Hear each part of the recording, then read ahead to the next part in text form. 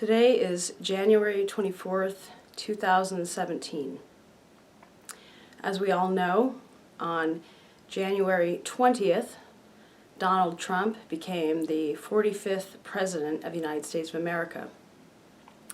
As we also know, on January 21st, 2017, the earth saw the largest uprising of women that has ever occurred. There was a women's march in solidarity that occurred in 60 countries on this planet in all 7 continents. There was even women on a boat in Antarctica. This was a women's march, but it was attended by plenty of men, children, people of all walks of life. I would like to share my perspective on this moment as a woman, as an American, as a child of the earth, as a Galactic Culture Visionary. What I know, as many of you know, that December 21st, 2012 was the formal completion of the Mayan World Age cycle.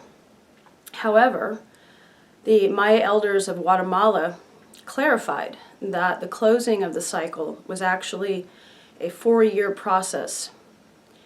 So this past solstice, December 21st, 2016, was on some level the formal closing of the closing.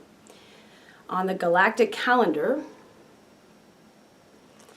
that day of the solstice was actually Donald Trump's galactic signature out of 260 possibilities.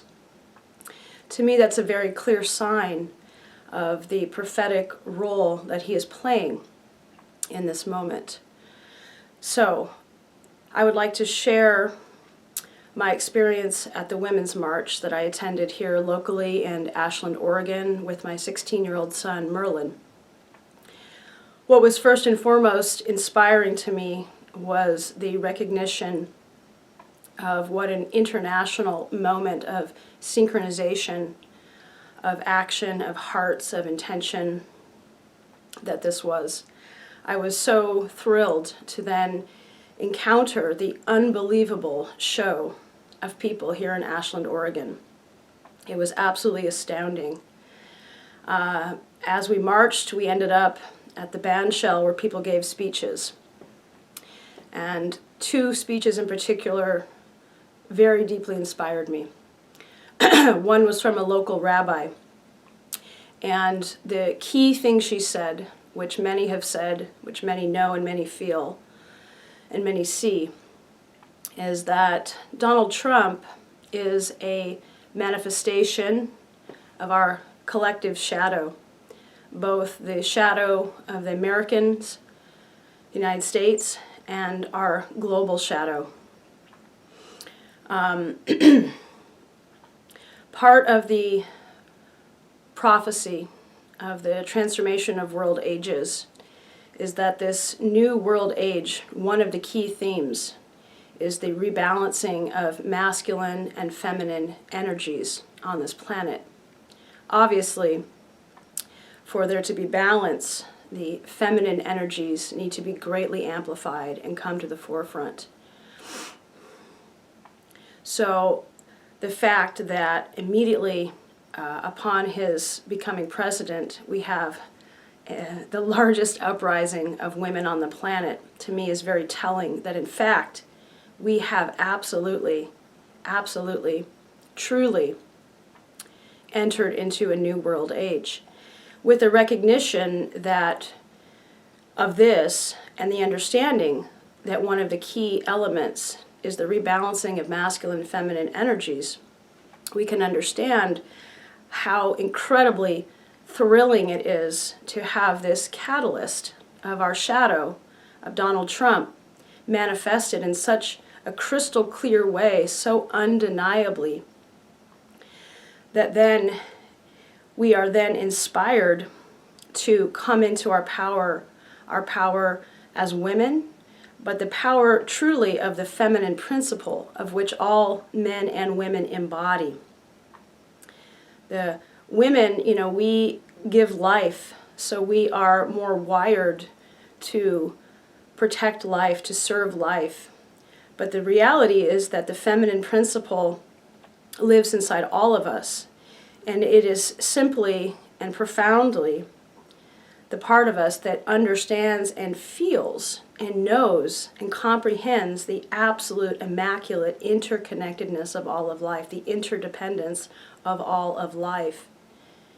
And from that, we stand for that, we protect that, we serve that, we bow to that, we work for that.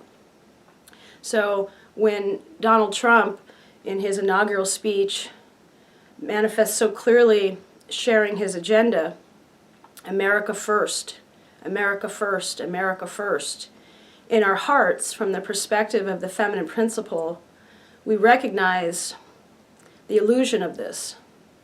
We recognize, and as did the world, there's international attention, obviously, on Donald Trump as this manifestation. So the world and many, many, many Americans understand the urgency of this moment to respond to this manifestation of Donald Trump, again, as our shadow, as a part of ourself, a part of this interconnected web, a catalyst, in fact, inspiring us to take our places in the unfolding of this new world age, which I feel already started so profoundly and so beautifully with this Women's March. The third most inspiring thing for me was hearing a speech by a young woman named Kate, who is the co-president of our local Ashland High School where my son goes to school. So they have a woman president and a man president being co-presidents, which in itself is a fascinating reflection of a new paradigm potential. In any case, I cannot possibly put into words how moved I was by hearing the spiritual clarity and lucidity and power of this young woman, representing this new generation, representing herself in her role of local leadership, calling out to all of us to comprehend that the way to respond, the real way to respond to this moment is, as she said, to mend the quilt of America, of our planet, with our hearts. Our hearts are very strong. We are all here to be warriors of love, and that means taking a stand for this interconnectedness, understanding America as a very potent, having a very potent role on this planet, but understanding that we are all on this one earth together, in this one galaxy together, in this one moment together. Every single tiny little act and decision and emotion and intention that every single one of us does and has and feels affects the entire web of life. That's the good news and the bad news. That's the blessing and the challenge of this moment. So I was so incredibly inspired by this young woman. I was so incredibly inspired to be standing there next to my son, and I was so grateful to know that he has peers like this. And I talked to my son and I said, so understanding Donald Trump as our shadow, what does that mean? To me, this is the ultimate moment of what does it really mean to be spiritually awake in this moment. And he said, well, you can't punch your shadow. All you can do is bring light. So what does that mean? What does that mean to assimilate the shadow, to illuminate the shadow? And light is truth, light is justice, light is compassion. Love looks like many things. There's great wisdom and discipline in love. So this is our collective moment, our collective challenge, and our collective opportunity.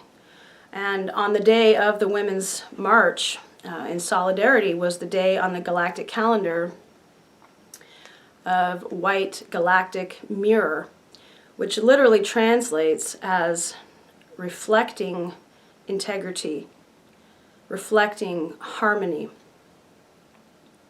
And that's what I feel happened.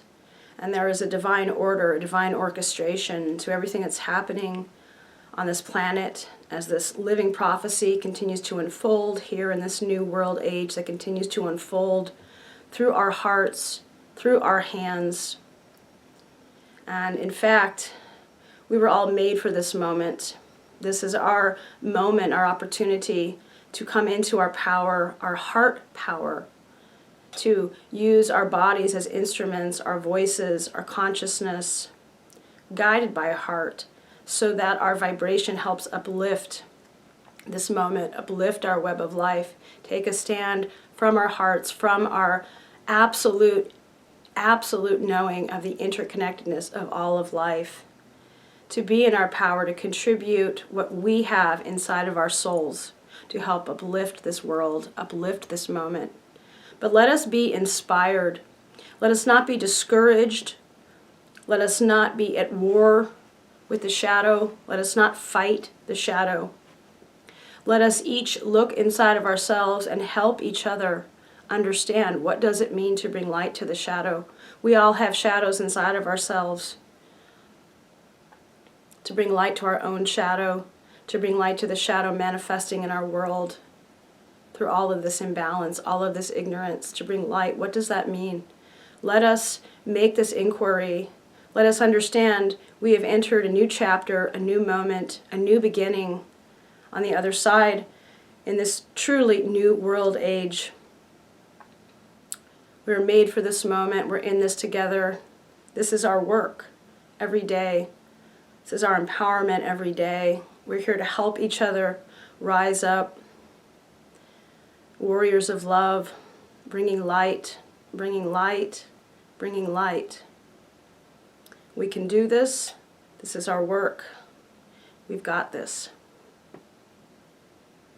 We have a lot of support from the divine ones, the ones that look over this earth. Let us connect in with them. Let us connect in with each other. We've got this. In Lakesh, I'm another yourself.